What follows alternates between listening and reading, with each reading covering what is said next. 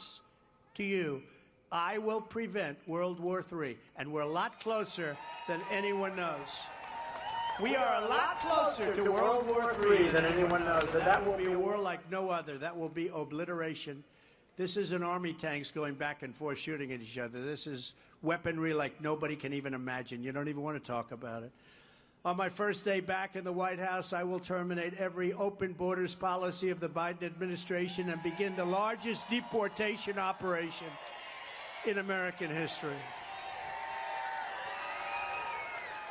And I will also use Title 42 to end the child trafficking crisis by returning all trafficked children to their families in their home countries, and that will be done immediately. They want to go home. They want to go home. Horrible what they've done to children. On day one, I will sign a new executive order to cut federal funding for any school pushing critical race theory, transgender insanity, and other inappropriate racial, sexual, or political content onto the heads of our children. And I will not give one penny to any school that has a vaccine mandate or mask mandate. No mandates. I will immediately close the Federal Department of Education, and we will move everything back to the states where they can individualize education and do it with love for our children. You know, we spend a fortune on education. We spend more than any other country in the world by far. It's not even close. And we're last. Out of 40, we're 38, 37, sometimes even 40. We're last. So we spend sometimes 3 times. You have Denmark, you have Sweden, you have Norway, you have China. It's at the very top of the list a lot. And we're like last, and yet we spend 2 and 3 times more money per pupil than they do. We're going to end that. South Carolina will run their own. Do you like that idea, Henry? You'll do a great job. If you have the right people, you're going to do a great job. It can't be worse than what's happening right now. So many people in Washington, building after building. We need maybe 2 or 3 people just to make sure they are teaching English in our schools. Say, is everybody teaching English? Okay, you qualify. I think South Carolina, as an example, in particular, a place like South Carolina would do an unbelievable job with education, and they do it with love. I will keep men out of women's sports. I've been talking about this for so long.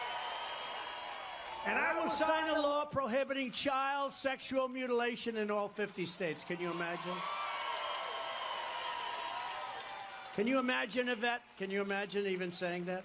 Having to even say, child, think of it. I was thinking the other night, I was making a speech. I said, I will not allow child mutilation. Child mutilation, the word is such a horrible word. And we won't allow it in our country. And can you imagine saying that 10 years ago? People would say, what the hell is he talking about? And actually today it's a big, they mutilize. I mean, they want to mutilate your children. These people are sick. Just as I did for 4 years, I will fully uphold the Second Amendment. They gained no traction. They're gaining traction now. They're playing with your bullets, your ammunition. They're gaining a lot of traction right now. But, you know, keeping men, by the way, just to go back, keeping men out of women's sports, it's the craziest thing I've ever seen. And you have to look at some of these records. A great one is weightlifting, where for years and years, 18 years, this record stood, and you had this great female athlete. She was going to break the record. Her parents were there. They were all so happy. They're so proud. And they put like 1/4 of an ounce on each end, right? And she went up and up and up. Oh, and she didn't make it. Then a guy comes on stage. He just became, I guess, female, right? Is that a correct statement? He just became female. He lifted that sucker. Ding, ding. I think broke the record by like 140 pounds. 1/8 of an ounce on each side. He broke the record by 140. It's not going to be broken anytime soon. Maybe in 1,000,000 years from now, if we're still around, because we have stupid people here that will allow everything to be obliterated. Don't kid yourselves. And I will secure our elections, because our elections, if you don't have great, free, fair elections, and you don't have borders, you don't have a country. And right now, we don't have much of a country. We're laughed at all over the world. Our goal will be 1 day voting with paper ballots and voter ID. It's very simple. 1 day voting, paper ballots, voter ID. But until then, we have to make sure we win. We have to literally swamp them. We have to swamp them. We have to get so many votes out that they can't cheat, because they will cheat, and they will do things that Republicans don't do. They are very, very bad people in so many different ways. This is what we must do in conclusion to restore our country to greatness. The USA is a mess. Our economy is crashing. Inflation is totally out of control. China, Russia, Iran, and North Korea have formed together as a menacing and just a horrible, menacing and destructive coalition. Our currency is crashing and will no longer be the world standard, which will be our greatest defeat in 200 years. Our currency will no longer be the world standard. Look at what's happening. All these countries are going over to the yuan. That's China. What they're doing to us, I'll get that stopped in one day.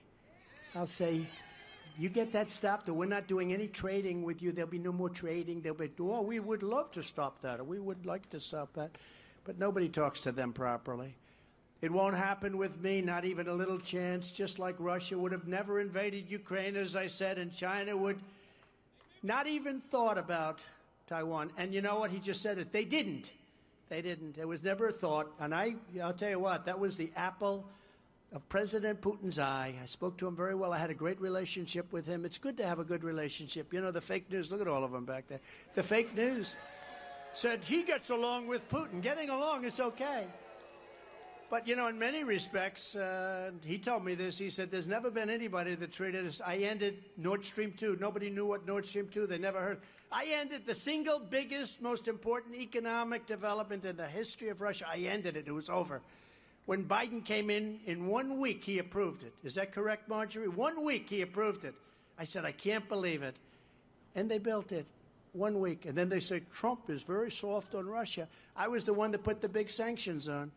And actually, Putin once told me, he said, you know, if you're really good to me, like they say, I'd hate like hell to see you if you were bad to me, because there's never been anybody that does.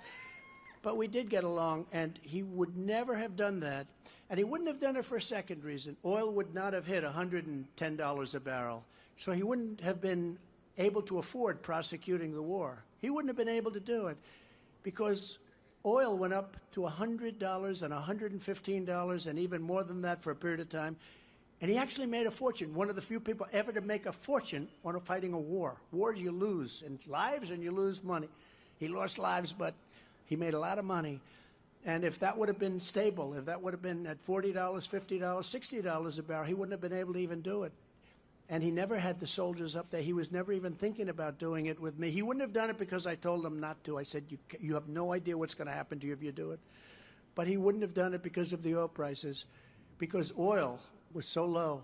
That's why $1.87 a gallon. And it was even lower than that for a period of time. We would have left Afghanistan with dignity and strength and pride instead of our greatest embarrassment in history. I think Afghanistan was the greatest embarrassment in history. And I actually think that's why Putin went in. When he saw the incompetent, stupid people, the way they left, they took the military out first. I think Putin said, these people are really stupid. That's a different country than I've been dealing with for the last 4 years. Now this is our time to go in. I really believe that's a third reason. If you took the 5 worst presidents in the history of the United States and added them up, they would not have done near the destruction to our country as crooked Joe Biden and the Biden administration have done. You wouldn't have done. There's nobody. You could take your 5 worst presidents, add them up. I may have to change it to 10 because 5 is no longer appropriate because you can't even get close. I think I'll go to 10 from now on. Would people remember that, please? We're a failing nation. We're a nation in decline. And now these radical left lunatics want to interfere with our elections by using law enforcement. It's totally corrupt, and we can't let it happen. That's why you must show up to vote.